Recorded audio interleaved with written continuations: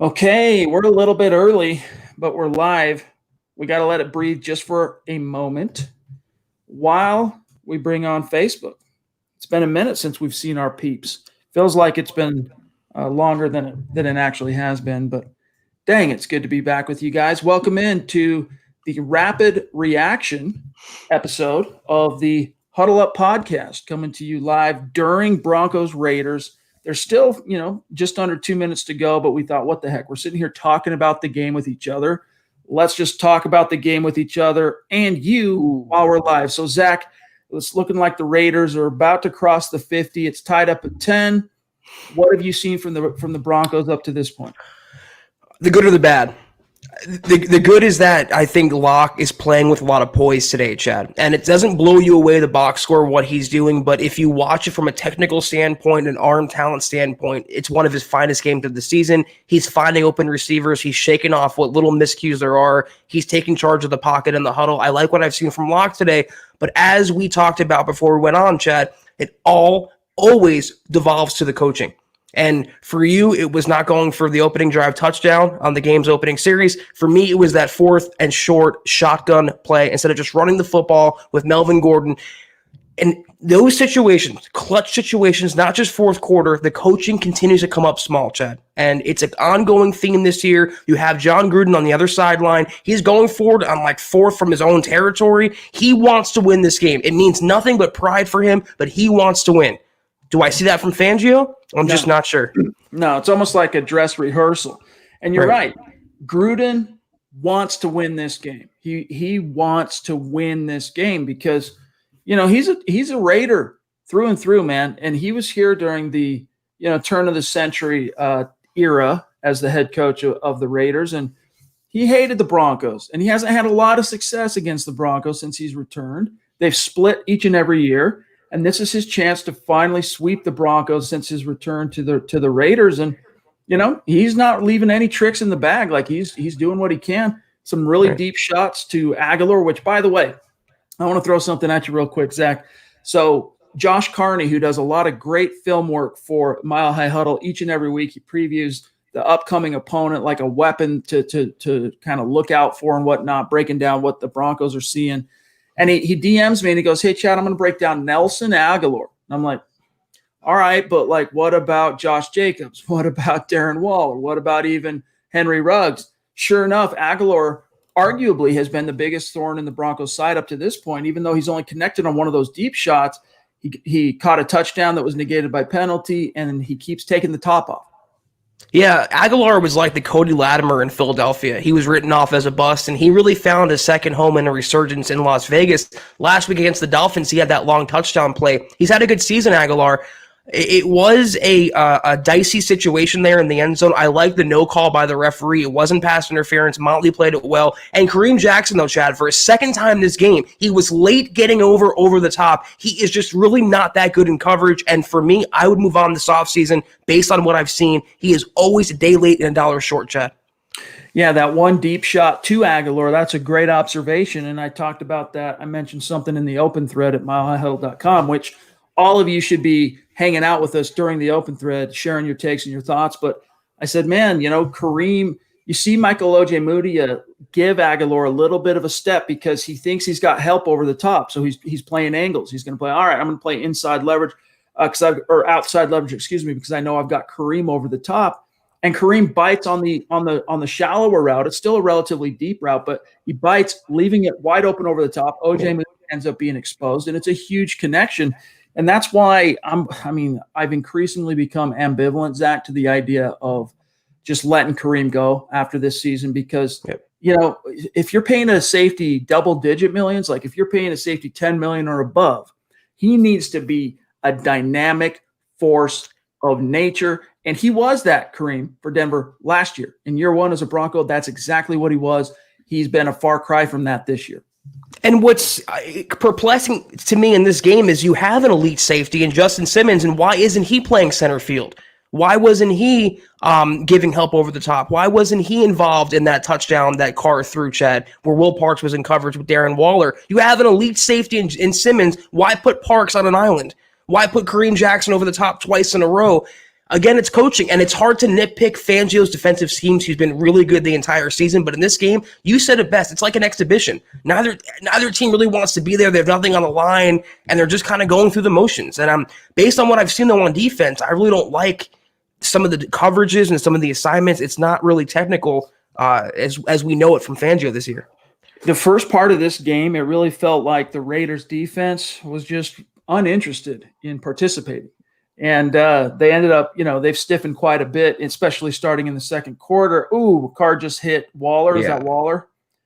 No, that's not Waller. For the touchdown, that's Edwards. Edwards, yep, touchdown. Raiders Motley just never got his head around. The Isaac Adams special. But I'll tell you, I've liked what I've seen mostly from Motley up to this point. Like, it's hard to beat the perfect pass. Let me look here. It's a perfect pass. You're right. He doesn't get the head around, but it's the perfect back shoulder. It's almost impossible to defend. That was just a great ball and a nice catch. And for the most part, I've actually been intrigued by Motley. Now, I don't want to go overboard because I was intrigued by Bosby last year, right? But he just hasn't. Bosby obviously has just been a failure to launch this year. But it's looking like, Zach, the Broncos are going to go into halftime down 17-10. I mean, they're going to have 26 seconds here to try and conjure something. But with 2 timeouts, maybe you can get a field goal, but I doubt it. Well, they would have to let Locke throw on first down, and it seems like they're waiting for second and third down for him to throw the ball. And once again, I hate to keep beating that dead horse every single halftime stream, every single post-game pod, but the play calling on offense and the situational management, they're really holding what talent they have back on this team, not to get Noah Fant involved. And where has Tyree Cleveland been the entire season, Chad? He's been so much better than Deshaun Hamilton in one game than Hamilton's been for years now. Why not get him involved? I don't understand it. Shoot, he's even been better than Jerry Jeudy today. I'll say that. Facts. Shout out Tom El Greco. Appreciate that super chat, my brother. He says, Locke is looking good at times. Guys, yeah, that's true, man. Thank you for the super, Tom. And Happy New Year to everyone, by the way. We dive in right in the middle of a game, so we kind of get straight to business. But Happy New Year to everybody. But yeah, Locke, I think Beth Mowens did a good job of kind of picking out the right word to describe Locke's game so far. Streaky. He has 2 really impressive drives to open up and then a couple of non-scoring. He hasn't been able to get back on the board.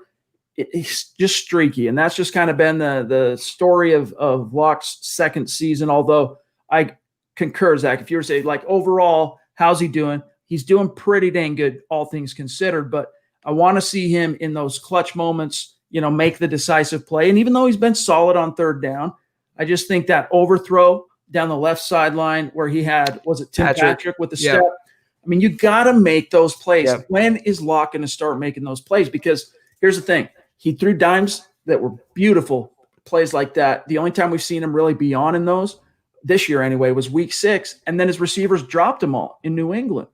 We saw him throw a couple of deep ones to Cortland Sutton in his first start against the Chargers last year.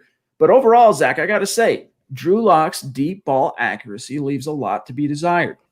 It does. And you think, you think the coaches would have hammered that and made him a little more accurate, but that's also on Locke. Like you mentioned, when Patrick had a couple of yards on his man, you have to hit that in the NFL, regardless of quarterback play or play call. That is on Drew. But what I've noticed, he didn't have that early mistake, Chad. He didn't have that early interception, the early fumble. He's been playing very poised. It seems like the pressure's off of Drew Lock. The playoffs, all the talk about his future, all the talk about Pat Shurmur and Vic Fangio's future. He's playing just football out there, and he's leading the offense. He looks poised. Again, These are baby steps for someone like Drew Lock, but they are steps going forward. I know I just jinxed it. I know he's going to have a terrible second half now, but I've actually liked what I've seen so far from number 3. No, I think you're onto something. And by the way, thank you to MHH male model Muhammad jumping in with the super sticker. Good to see you, my friend. I think you're onto something there, Zach, in terms of, you take the pressure out of the situation, you remove the expectations, you remove the pressure. And today he just seems to be a lot looser, more poised. And so you go, well, the NFL isn't 16 preseason games with no stakes. I mean, there's always going to be pressure.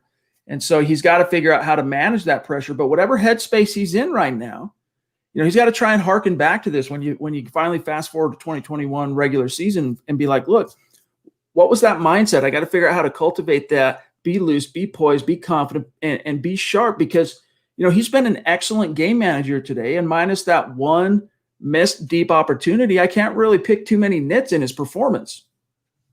I can't either. And when you stack it up with different Drew Lock performances and different Drew Lock games, this is actually on the more impressive side of the scale, more impressive side of the spectrum. He really hasn't done anything that would warrant our criticism, though I do see we have Gruden and Noah Fant fighting on the sideline. What is going on out there and in Power Field, Chad? Yeah, a little scuffle on the sideline. Gruden's a fiery SOB, and I say that with all due respect. He's a fiery guy, and I think most Broncos fans, just during his time on Monday Night Football, kind of at least, if not grew to like him, at least kind of grew to grudgingly respect him and appreciate him, because he was known for being the guy that loved everybody, right? You go when Monday Night Football goes on the road and they preview this team and they're previewing that, every guy he talks about, it just seems like he loves them. But behind closed doors, he's a very fiery competitor, very sharp. Learned a lot, by the way, seeing all the behind the scenes on all the different NFL teams that he covered in Monday Night Football. And I think that served him decently as the second stint in with the Raiders. David Kilgore, good to see you, my friend. Appreciate that super chat. Hope you had a happy holiday season and happy new year. He says, what do you guys see us doing in free agency? Zach, why don't you tackle that since the game's still going? There's 6 seconds left. They got one timeout on my broadcast. Well, I want to say about Gruden real quick is the offense isn't the problem there in Vegas. I mean, Derek Carr has taken steps forward under Gruden. They have a great tight end, great running game. It's the defense. And once he gets that corrected, Chad, the Raiders can be a problem. In terms of free agency, I still go on record as saying the Broncos hopefully will take care of their own in-house business. That means cutting some players, re-signing some players, their own guys. That means pay Justin Simmons, pay Shelby Harris, maybe pay Phillip Lindsay, maybe pay Tim Patrick. You take care of your own guys first, and then you venture out of house. In terms of specific players, I really haven't, as have you, Chad, we haven't thought that far ahead specifically yet, but maybe a quarterback for an outside addition. But I see the first order of business being Simmons or Shelby Harris, and then going outward from there. Honestly, with the salary cap set to drop this year, now we know it's not, the floor is going to be $175 million. We know it's not going to drop below that, but I think it's for the Broncos going to be a relatively boring free agency period. It's going to be all about what happens with Vaughn. Do they ask him to restructure? Do they just end up coming to him and say, hey, let's do a short-term extension, free up the cap hit and all that? What's going to happen with Justin Simmons? What's going to happen with Shelby? Do you tender and tag Tim Patrick? Do you tender and tag Phillip Lindsay, which some people are calling for, or at least saying, hey, look out for the possibility of Phillip Lindsay maybe be an RFA tendered and then turned around and traded. I personally would not want to see that happen. Zach, I know you wouldn't either. What did we just see there? A 70-yard attempt. Oh, geez. When is Fangio ever going to learn on this stuff? But anyway, it's going to be a pretty boring free agent period. The Broncos go into halftime down 17-10.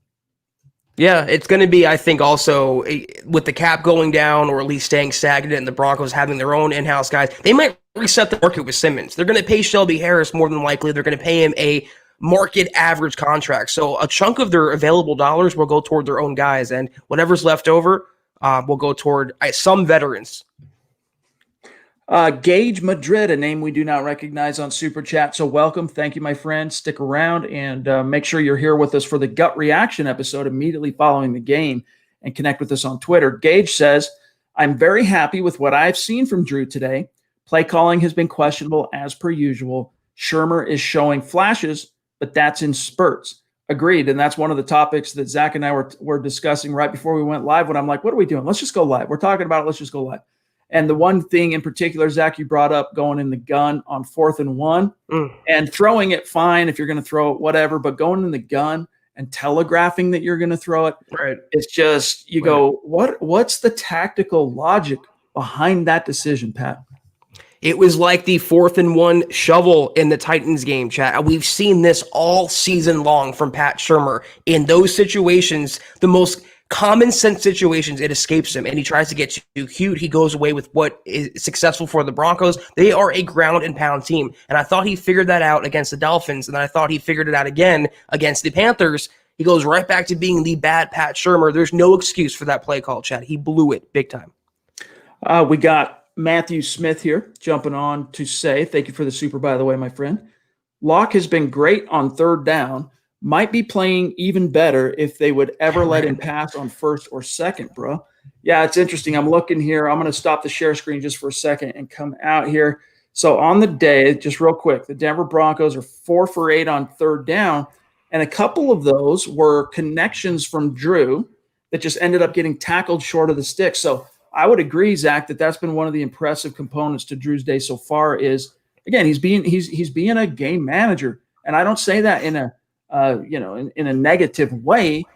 The best QBs in the game are also the best game managers, and that's something that has eluded Locke, let's face it, through these first year and a quarter of his pro career.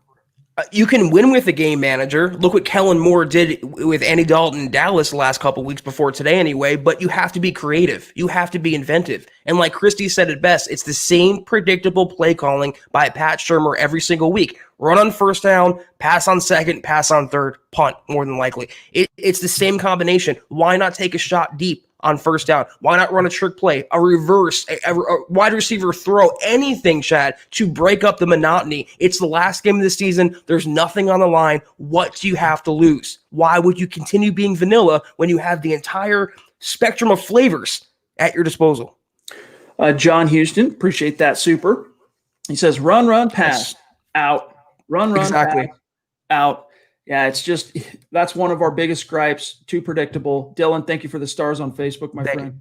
Shurmur is just too predictable, and he has some at times very effective X's and O's. You can see the acumen, but I just don't think, Zach, he's quite figured out the personnel that he has. And on one hand, I kind of understand it because he didn't even step onto the same field as these guys until you're at training camp, and so.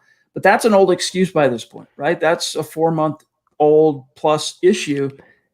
It's still the same old, same old. It's like you want to fit. He's doing the round hole, square peg. You want to fit the round hole. You got a round peg. All right, look on the board for the round hole. Chad, in Cleveland, you talked about Stefanski being your coach of the year the other day, and he's done a bang up. He won 11 games this year. But let me tell you something. And a playoff berth for the first time in 20 years? But he lost Odell Beckham Jr. early in the year, and he had to make do with the receivers that he had left. He made Rashard Higgins a thing. He made Donovan Peoples-Jones a thing. If you have enough players, you can win and have success. There's no excuse for someone like Pat Shurmur when he had KJ Hamler, when he had Jerry Jeudy, when he had Tim Patrick and Tyree Cleveland, when he had 2 running backs, when he had Noah Fant, when he had Alberto. We're in week 17 right now, and we're talking about him not utilizing his players and being too predictable in the last game of the season. Pandemic or not, injuries or not, nothing can absolve him of that indiscretion. Steve, appreciate the stars, my friend. And there it is. That's my number 1 favorite Christmas movie of all time. Clarker as well. Yeah, man. I mean, it was a very laborious process going through the voting as a member of the Pro Football Writers of America. Going through Rookie of the Year, AFC Team of the Year, NFC Team of the Year, actual All-Pro Team of the Year, your NFL Team of the Year. Who's your Coach of the Year? I did pick Kevin Stefanski, and I think the only other reasonable, I guess if you're going to go assistant coach, it's definitely going to be Daboll. Like, I would be stunned if anyone other than Brian Daboll wins that Assistant Coach of the Year award. But, I mean, as a head coach, because the Coach of the Year almost always goes to a head coach. So what other head coach has done a better bang-up job? But that's neither here nor there. Kenneth Booker. We can talk about that on the Go reaction. Kenneth McDermott for me. Who? McDermott. We talked about that a few days ago off air. Right. Kenneth, appreciate you, bro. He says, where was the safety help on that last play? Yeah, I was a little bit distracted while we were talking while it happened. But, yeah, it's just, again, I've used this analogy a lot this year, but Fangio has been the little Dutch boy. Finger in the dike, you plug one hole, 2-3 more spring open, and that's just been the way it's gone for him. But those safeties were supposed to be the last line of defense, the strength of the D, Zach, Simmons and Jackson. And while I'm glad to see that Simmons got Pro Bowl recognition, he's not been anywhere near as good as he was last year. No. And Jackson's just gone pretty well off a cliff.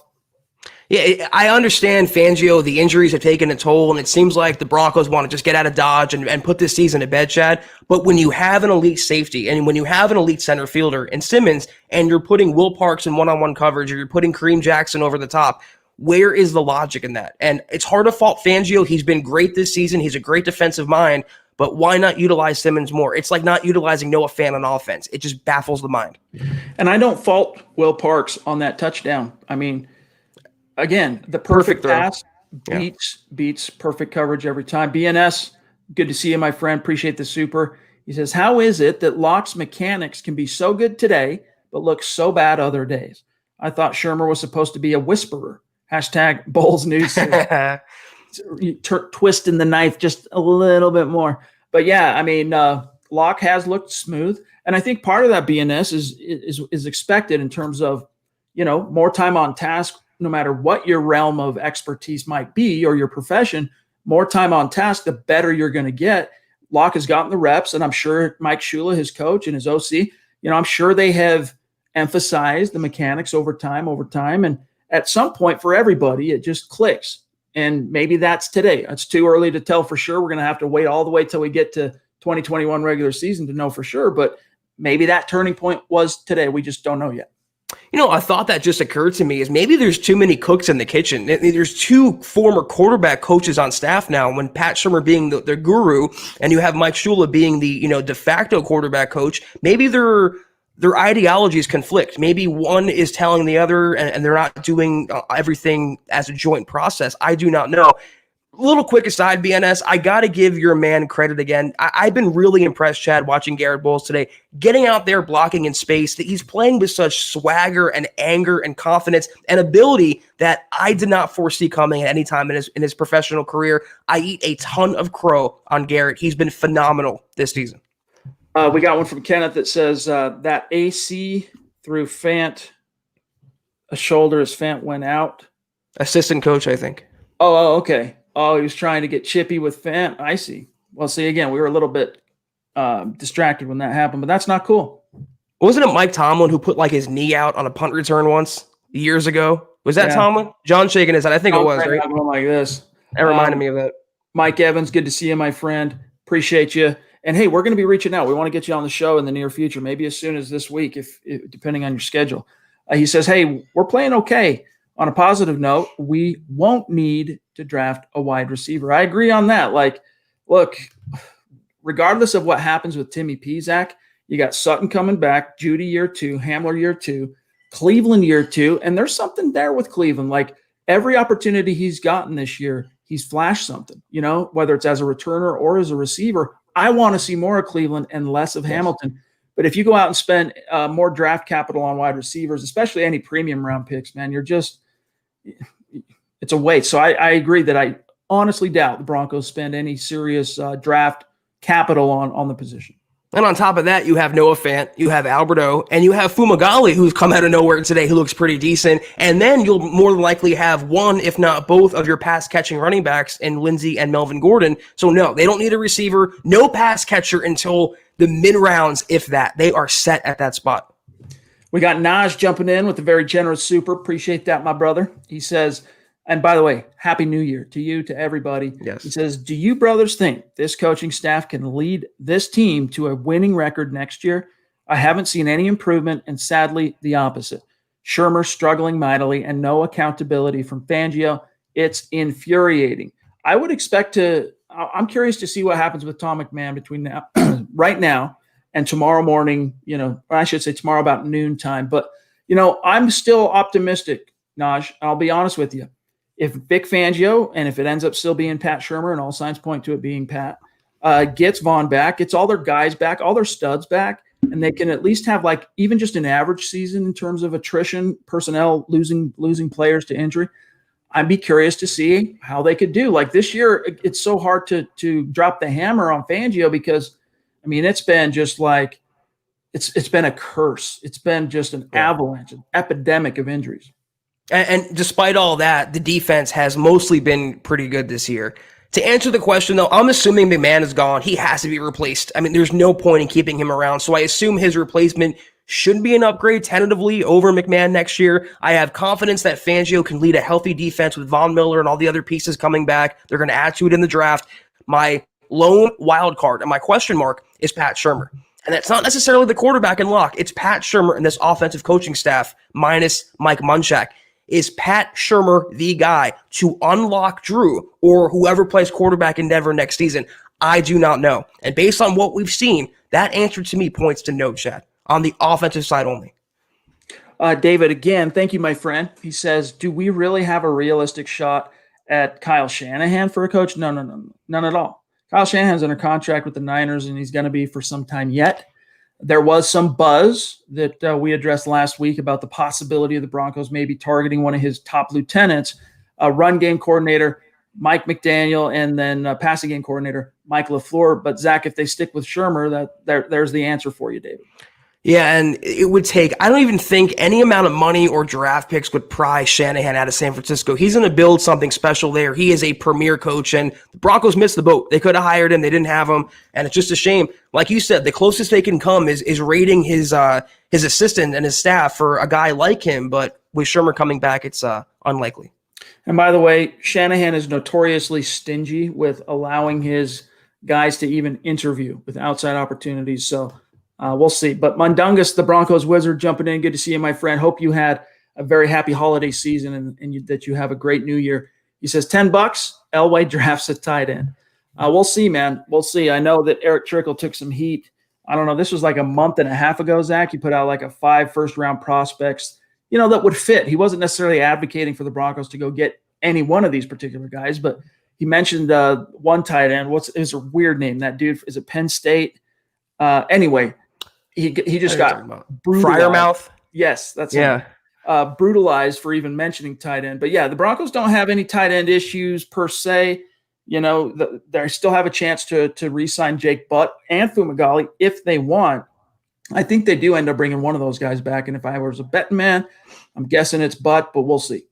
The Broncos should spend their time actually giving the attention to the Pro Bowl caliber tight end they have in Noah Fant already. He was a first-round pick. They don't need anybody else. They want a depth guy. They have Albert O coming back. They can bring back Fumagalli. I could see him drafting a tight end, but no way in HE double hockey sticks, to quote you, Chad, will it be in the first, second, third, or fourth round. They would wait until the later rounds to address the offensive side at tight end. All right, guys, last one here from Francis, and then we'll dip out because the game's about to kick off. Appreciate that. And Zach, Francis is a name we do not recognize on Super Chat, so thank you. Welcome. Connect with us on Twitter, and then come right back here after the game for the gut reaction, where we're going to have no real time limit, right? We're going to be able to let our hair down and break it down all these issues. So he says, got to give Elway credit for not overspending for Brock Osweiler or Kirk Cousins. By the way, he wanted to spend on Cousins. He just lost out. We haven't been in position to get a quarterback since Peyton Manning left. This draft finally is. So, Francis, it sounds like Zach Francis is advocating for the Broncos to go out for a quarterback. As time goes on, I'm intrigued by Zach Wilson, but at the same time, Drew Lock, you went through that desert with him. You've gone through the long suffering of him developing, and you want to all of a sudden throw that out. I don't know. It's tough. It's a tough decision. Yeah, I don't see the quarterbacks even falling to Denver, especially if they win this game. They can pick as low as 14 in the draft, and if they pick 14, ain't no quarterback falling their way. And I don't see Elway trading up for one. I do believe, and I take John at his word, that he is legitimately committed to Locke to at least start next season as he's starting quarterback. So no, if they end up in the top 10, maybe they can have like a Trey Lance fall to him. Fields, with his performance the other night, Chad, he's a top 5 lock, I think. Obviously, Lawrence is going number 1 overall. I don't see a quarterback coming to Denver in the first round. It's like a 0% likelihood as far as I'm concerned. All right, guys, the game is on. The Broncos are staring down a 3rd and long here. We'll see what happens as they receive in the second half. But look, follow us on Twitter, guys, and let me grab Mike again, who says, someone call Shurmur and tell him pass, run. See if that works. Reverse psychology. Shake up the ratio. But yeah, thank you, Mike. Do appreciate you, my friend. And we want to see all of you guys back here for the gut reaction immediately following the game. But in the meantime, follow on Twitter at Huddle Up Pod. All right, my partner Zack Kelberman. You can find him, as you can see here on the screen, at Kelberman. Oh, it's not showing. Why is it not showing? I thought it should be showing display names. That's weird. Let me drop the banner. Hold on one sec. There it is. Kelberman NFL, myself at Chad and Jensen. And we'll see how this shakes out, guys. Let's see. 3rd down. What happened here? And it's complete. Did they move the chains, though? Stu, thank you, my friend. Really good to see you in these streams again lately. Ooh, he had Jerry wide open, too. But we got to go. Zach, last thing, what do you expect to see happen in the second half, and then we'll go?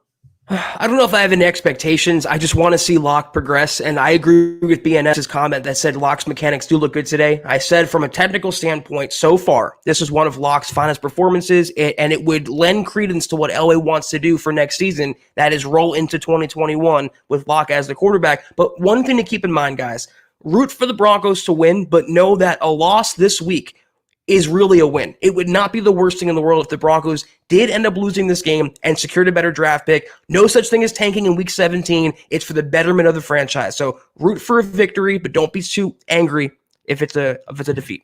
And don't look now, but Jerry Jeudy just caught a pass in traffic, like he actually caught the ball. So progress. Baby steps again. Dang, Locke's throwing some dimes. He's threading needles. But guys, we're out of here. We'll see you for the gut reaction. We won't be pressed for time. For Zack Kelberman, I'm Chad Jensen. We'll see you in about an hour and a half.